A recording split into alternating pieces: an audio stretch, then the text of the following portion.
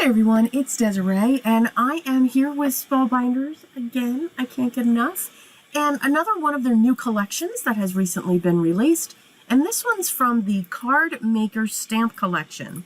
Now the two stamps that I'm showing you are called Hello Sunflower Clear Stamp Set, and this one is called the Windy Sky Clear Stamp Set, and it's a background stamp set. So I'm going to be working with the Sky one for our project today.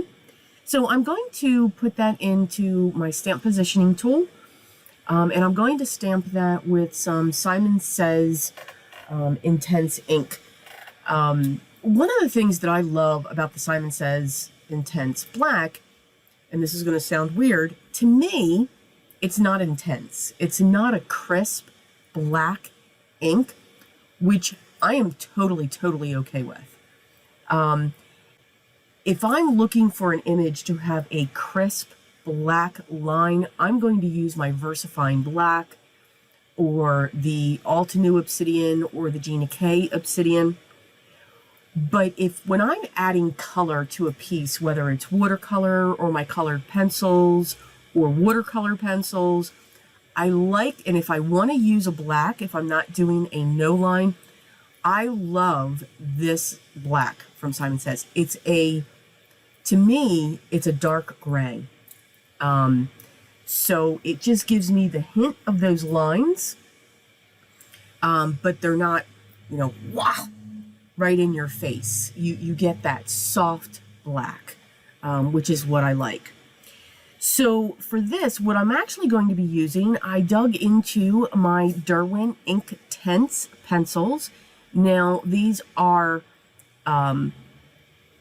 they're pencils, but there's ink in the barrel. So a lot of people like to refer to these as watercolor pencils, but you operate with them like you would a watercolor pencil. But these are actually ink that's in that pigment, which makes it permanent, which is awesome. So I'm just coming in now with the Derwent INKTense. A little color goes a long way. I stamped my image on a piece of Bristol cardstock. I feel I get better movement when it comes to using, I'm just going to say it, watercolor pencils. I know I shouldn't be saying that. People that are fans of these are cringing right now. I'm sorry. But it's the best way to say. They move better because I'm going to be adding water to this.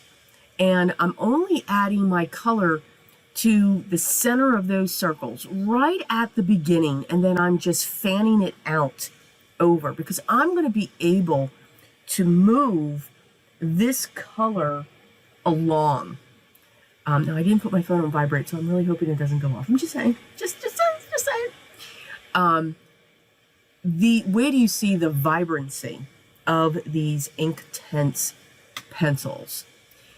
Usually, when I want to use a watercolor pencil, these are the ones that I gravitate to because of their vibrancy, because of their color choices when it comes to this. Now, they also make the INKTense in blocks, and you can use them as well. These are so versatile. You could shave off the edging off of this pencil and use that as ink as well and paint with it. Taking a wet brush to the tip, not to the wood, you don't want to hit the wood, but to the tip of this pencil will give you so much color. These could actually be used like you would a watercolor, but they're not watercolors. Okay, this is your ink that's going on through there. So I'm just going through, and I went with shades of blues and purples just to go through this night sky. Now, this would look absolutely gorgeous on a blended background, to make that starry sky out there, and then heat emboss it either in black or white or a silver, just to have that, or mix all of those together. It would be really cool. So now I'm going to come in with one of my watercolor brushes. I'm a fan of the Snap watercolor brushes. I think when I'm using a pigment like this, when it's in this form, a pencil form, I want a really nice stiff brush. And these snap brushes are perfect for that. Now, I also do like the Ranger ones. They have a good snapness to them, and so do the Nuvos as well. But this was actually just sitting in front of me. I've been toying around with some watercolors. I have some time, so I've been taking some classes and loving it. And I'm going to pass my knowledge on to you all. But just to get that color, but you could see, look how vibrant that color just comes up compared to what you see already on the paper. And when you activate it with water, it just comes to life. Now, with any type of pigment to a water, it will dry back. So even though these are as vibrant as what you're seeing now, they do dry back just a little bit though. And that's also why I love the Derwent INKTense pencils. They will hold on to their vibrancy. You know, when we watercolor, you know, just using our watercolors, whatever you see on the paper, when it's dry, it's lighter. It dries back. These, only a little bit. You can barely tell the difference. But these are just beautiful colors, and they just so much come to life. And mixing in with that Simon Says Intense Black, it just makes them stand out even more on that white background. So I kind of did the reverse, making the sky wind the focal point instead of the sky that it's sitting on. And again, just by doing that reverse, I was able to achieve that. At least I thought I was. I'm going to pull out my Dr. P.H. Martin's non-bleed white watercolor. This will not react. So when I put this on top of my Distress Oxides or my Distress Inks or something that's water reactive, this does not turn, this stays white. Now, those of you know when I do my splatters, I like to do blizzards. I just love the look. I love the effect. Yes, I love that blizzard whiteout. I don't like to be in a blizzard whiteout. But I do like, and splatters are not for everybody. But by all means, if you're not a splatter person, don't put them on. I added some other colors to this. I added an iridescent and I added some blues to this as well. I've heat set my sentiment, which comes from the, excuse me, a stamp set that was part of one of Spellbinder's kits that I'm absolutely in love with. It's definitely one that I hold on to, but it was involved, or it was part of a card kit that they released, I'm going to say well over a year ago maybe. I'm stamping this on black cardstock using my clear ink, and I'm going to use my white embossing powder to stamp this. I just love, some of the words are just in this beautiful font that just stretches across, and then there's other words that you can add to it so that you can build your own sentiments. So I'm just going to come in with my white embossing powder. This is by Recollections. It's called Snow. I get great results with this. It's me. I am the operator that just cannot work embossing powder. But for me, excuse me, I think I get a great coverage when it comes to this embossing powders. Others that I use, I see holes in it. I see spots that I've missed. And again, that's all on me. Because it's just what I do. But I've never had any problems. I'm going to come in with a dry, clean microfiber cloth just to get rid of my embossing anti-static powder. And now I'm going to trim down my panel. But this panel was taking forever to dry. So I was constantly hitting it with my heat tool.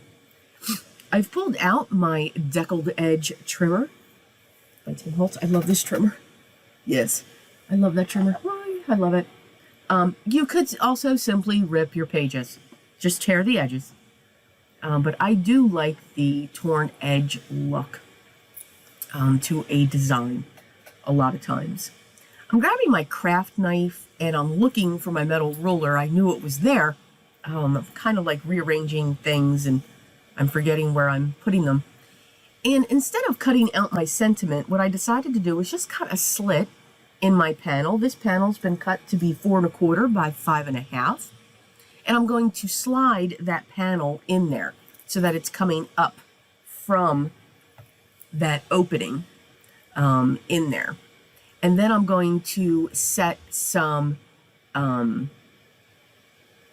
double-sided foam squares behind just on the top. So this is actually going to slope up when you're looking at the card. It creates a wave in the panel itself.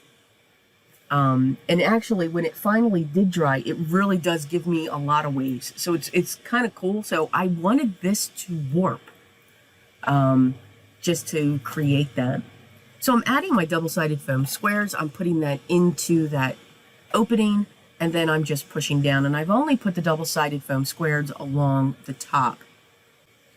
I'm then going to put this on a standard A2 size card base that measures 4 1/4 by 5 1/2, and it will be a top folding card base.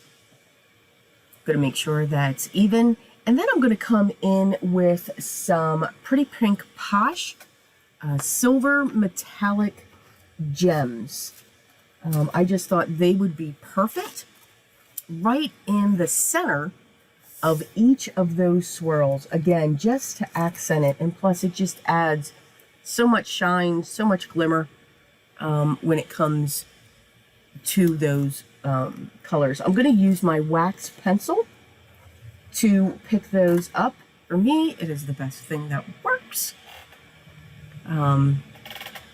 I've been telling everyone I'm in the middle of a move. This move is taking longer, and we kind of had to put it on hold for right now. So I dug into some stuff that I packed away, and I found them. So life is good again. So I do hope you enjoyed today's project featuring one of the stamp sets out of the Cardmaker stamp collection by Spellbinders. As always, the links to all the products I used will be listed down below, along with the collection link if you wanted to see what else is available in this. If you have any questions, please make sure you leave those down below, and I'll make sure I get back to you as soon as I can. Smile, laugh, enjoy what we do, enjoy your art, have fun with it. But always remember what's most important, guys, for me. Always be creative. And until next time, take care.